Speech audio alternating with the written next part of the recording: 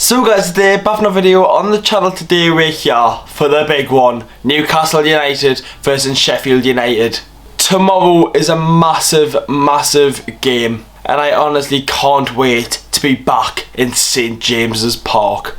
It's going to be surreal. I'm going to speak a little bit just before I start off by looking at Sheffield United, looking at Newcastle, just about the crack in the videos and whatnot. So if you could subscribe to the channel, make sure to do so. Turn them notifications on for the first vlog coming back in over 15 months, I think it is. So if you could subscribe and leave the notifications on, it would mean a lot. Anyways boys, let's get into it now. So starting off lads, normally as you know I do a preview and a predict the team, and I've done that concept for too long now.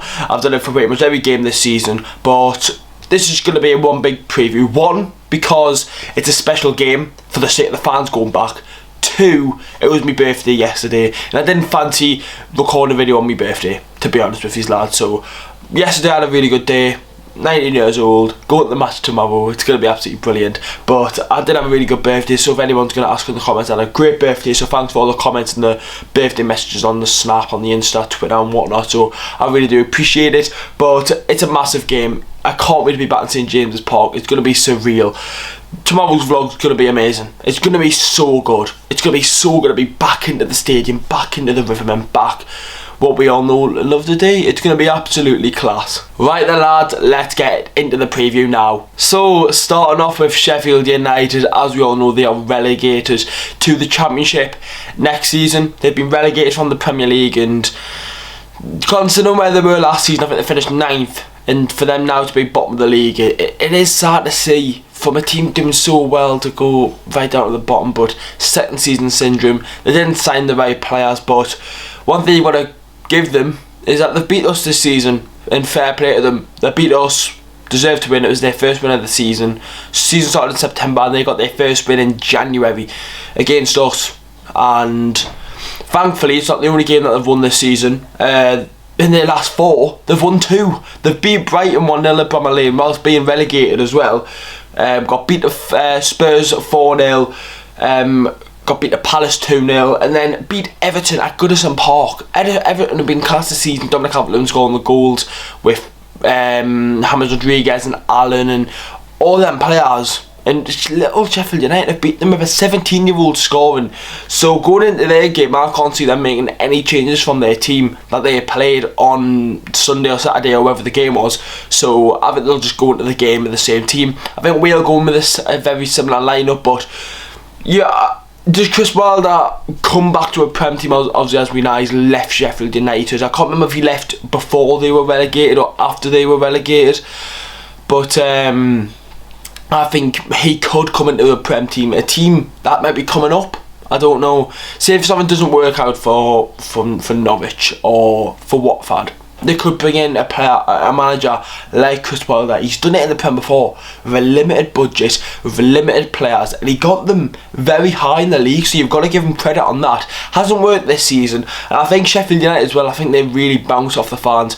You've seen after March last season where the COVID hit and they came back and there was no fans, they didn't really win any games. They got beat to Newcastle 3-0 in the first game back, and then they got beat to Man United 3-0, and then from there it was just down the air. They got a win against Chelsea, I can remember, but they're a team that thrive off the fans, and Newcastle have as well. I think if you swap our teams around, I think we're only staying up because of some of the players we've got. Sheffield United don't have the players to build off the fans, because if Sheffield United fans have got a brilliant set of fans at Bramall Lane, they get behind the team and they scream for them players, and obviously it hasn't been that this season, and it will be sad for them. They've got Burnley last game of the season and they'll be taking 10k fans in there, and obviously knowing that they're going to be relegated with obviously West Brom and Fulham. But I think going into the game, I've got some dangerous players. I've got Sander Berg. I'm not sure what's the Ollie McBurney battering some lad in Sheffield, but something that goes into my head is just reminding me what happened in January. But I think if we play the right players, yes, we don't have Wilson, but I think if we play the right players, we can go into the game with a little bit of positivity, a bit of freedom, because we're staying up, they're relegated, they're either just going to go for it, which they're shown they're relegated, or we just go for it. and I think we deserve to go for it. We've got the fans there. It'd be class if we could get a win. Let's speak about Newcastle then. So then Newcastle, obviously as we all know, we are staying up. We had a really good performance against Manchester City, a 4-3 defeat, and it was just unlucky. It was. Their class beat us, and it was with their B team, but the class that they had just tore us apart. And fair play to them, because we probably deserved the point, I would say. But going into the game, we've got players to beat them. Maxi, Willock, Richie's been performing recently, Almiron, Joe Linton. We've got some good team. We've got a good set of players. Jacob Murphy's done well recently. I think if we just go into the game with just freedom, just play, because you've seen that recently with Newcastle. I think ever since the West Ham win, we've just been free. Apart from the Arsenal game, we've just looked free and we've just looked out there and just going for it. It's class. It's class to say now, but we shouldn't be like that in the middle of the season. Yes, we might have only been 1 or 2 points above the relegation zone, and it might be stressful, it might be hard for the players, but just play with that little bit of freedom. It gives you that little bit of room on the pitch, and finding that easier ball, and maybe take the extra touch and whatnot, rather than trying to pass it first time and lose the ball and stuff. I think with that freedom we've got and the 10k fans there, it'll not be the same. The atmosphere, I can't see being great on Wednesday, to be honest. I think with everyone getting spaced around, I think it's going to be hard for the atmosphere to build.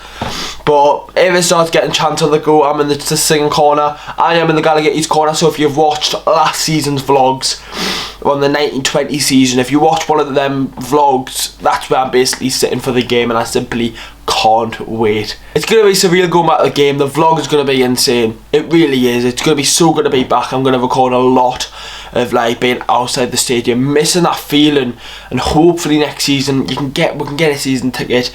Everyone's vaccinated and we can get 52,000 back in St James's Park, because that's one thing that we've missed this season. We are safe. We can't play Premier League football next season. Now it's time to fucking build. Buy Joe Willock. Build a team around him, get everyone fit, and fucking go for it next season. We've got the players, we can sign more. We've got the players there to be a top 10 team. It's the coaching staff, and it's just everything. If you look at them set of players, we can get top 10. We can. There's still a lot of improvement that needs to be made. We've got Dubravka, one of the best keepers in the league in my opinion.